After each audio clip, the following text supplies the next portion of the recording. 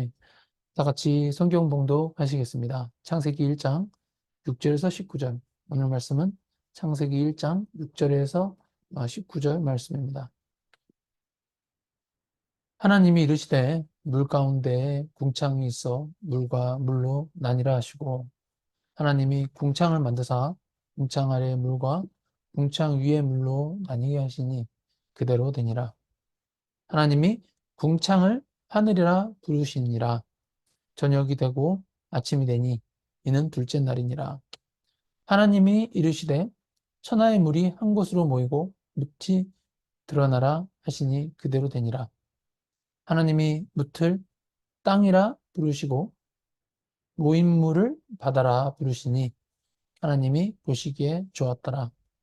하나님이 이르시되 땅은 물과 씨 맺는 채소와 각기 종류대로 씨 가진 열매 맺는 나무를 내라 하시니 그대로 되어 땅이 풀과 각기 종류대로 씨 맺는 채소와 각기 종류대로 씨 가진 열매 맺는 나무를 내니 하나님이 보시기에 좋았더라.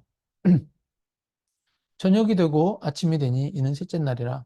하나님이 이르시되 하늘의 궁창에 광명체들이 있어 낮과 밤을 나뉘게 하시고 그것들로 징조와 계절과 날과 해를 이루게 하라. 또 광명체들이 하늘의 궁창에 있어 땅을 비추라 하시니 그대로 되니라. 하나님이 두 큰 광명체를 만드사 큰 광명체로 낮을 주관하게 하시고 작은 광명체로 밤을 주관하게 하시며 또 별들을 만드시고, 하나님이 그것들을 하늘의 궁창에 두어 땅을 비추게 하시며 낮과 밤을 주관하게 하시고 빛과 어둠을 나누게 하시니 하나님이 보시기에 좋았더라. 저녁이 되고 아침이 되니 이는 넷째 날이니라. 아멘. 네, 설교 시작하도록 하겠습니다. 오늘 설교 제목은 하나님이 보시기에 좋았더라입니다.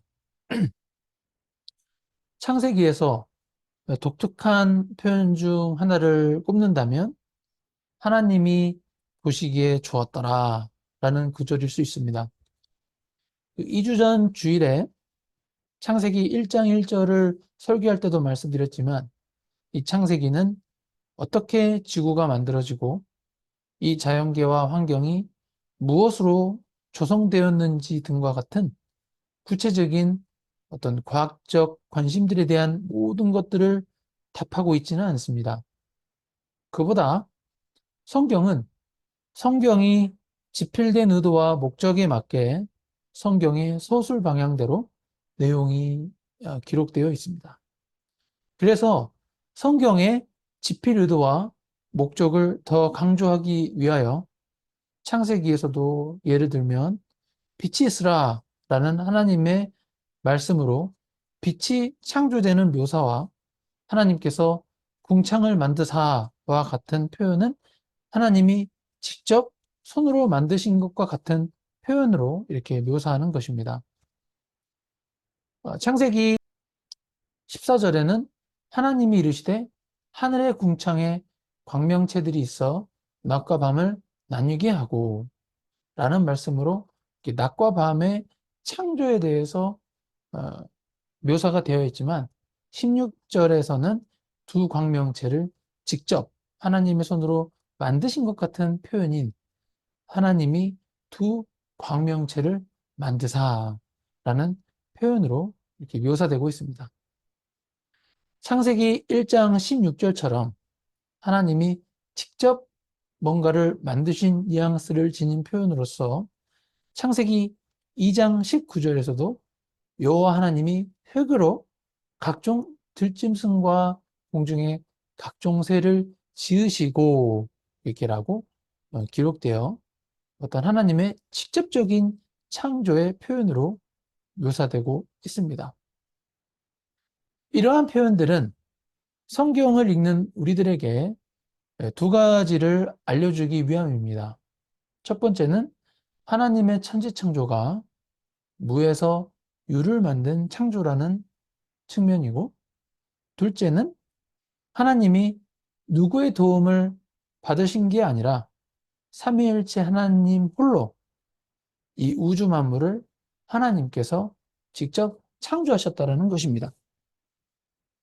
창세기 1장과 2장의 창조 기사는 하나님께서 무에서 유를 창조하시고 삼위일체 하나님이 홀로 우주 만물을 창조하셨다는 이 두 측면을 우리에게 강조하며 전달하기 위해 그러한 표현들이 쓰여졌다는 것입니다. 그러나 이와 같은 표현들이 기록된 이유를 아는 것도 중요하지만 그보다 더 중요한 묘사는 이렇게 하나님께서 홀로 창조하신 모든 것들을 포함하여 창조하실 때마다 하나님이 보시기에 좋았더라 라고 이렇게 창세기에서 말씀하고 있다는 것입니다. 하나님이 천지를 창조하시고 하나님이 보시기에 좋았더라 라는 표현은 빛과 어둠을 구분하신 첫째 날과 안식하셨던 일곱째 날을 제외하고 모든 날의 창조에서 이렇게 후렴구처럼 붙어 있습니다. 하나님이 보시기에 좋았더라 라는 표현은 창조가 하나님이 시험 삼아 한 것이 아니고 어떤 신적 수준과 신적 능력을 동원한 하나님의 성이 있는 애정을 가진 열심이 있는 작품이다 라는 이런 뜻입니다. 이것은 굉장히 우리에게 중요한 기독교 신앙의 믿음의 근거와 내용이 됩니다. 천지를 창조하시고 우리를 자기 형상대로 지으신 하나님이 우주 만물을 지으시고 우리 인간을 만드셨을 때 이미 부모가 자녀에게 갖는 사랑의 감정과 같은 애정으로 인간을 지으신 하나님이 되셨다라는 것입니다. 바로 이런 것을 시사하고 있기 때문에 하나님이 보시기에 좋았더라 라는 표현을 쓰신 것입니다. 창조의 둘째 날과 다섯째 날까지는 하나님이 보시기에 좋았더라 라고만 언급하지만 인간을 창조하신 여섯째 날인 창세기 1장 31절에는 하나님이 지으신 모든 것을 보시니 심히 좋았더라 라고 이렇게 하신 말씀에서 이 심이라는 단어까지 추가하신 것도 이를 뒷받침하는 것입니다. 우주 만물을 창조하셨지만 창조의 둘째 날부터 다섯째 날까지는 이 심이라는 단어가 없이 그냥 보시기 좋았더라 라고 말씀하시지만 창조의 마지막 여섯 번째 날에 인간을 지으심으로써 우주 만물의 창조를 이렇게 마무리하신 것에 대해서 하나님께서 보시기에 심히 좋았다라고 이렇게 말씀하시기 때문입니다. 하나님은 창조주로서 우주 만물을 창조만 해놓고 피조물을 그대로 방치하시거나 방관하신 것이 아니라는 것입니다. 그리고 하나님이 만드신 피조물들에 대하여 피조물들의 행동에 따라서 어떤 행위에 따라서 상을 주기도 하시고 벌을 주기도 하시는 심판관으로서의 하나님으로 정의되는 것이 아니라 하나님께서 창조하신 세계와 생명들에 대하여 특별히 하나님의 형상을 닮은 인간들에 대하여 우주 만물의 창조 시점부터 우리의 아버지가 되시는 분이 하나님이시고 태초부터 그런 하나님과 피조물인 인간의 관계가 아버지와 자녀의 관계로서의 아버지 하나님이 되셨다고 창세기 1장에서 우리에게 이 말씀으로 가르치고 계신 것입니다. 아멘. 이와 같이 태초의 창조 시점에 하나님의 어떠하심이 창세기 1장과 2장에 쓰여졌지만 창조주 하나님의 어떠하심에 대한 사실을 확인하는 신앙 고백이나 사건도 성경 여러 곳곳에서 증언되고 있다는 것입니다. 창세기 16장을 한번 가보겠습니다. 창세기 16장 1절에서 14절 다 같이 읽겠습니다.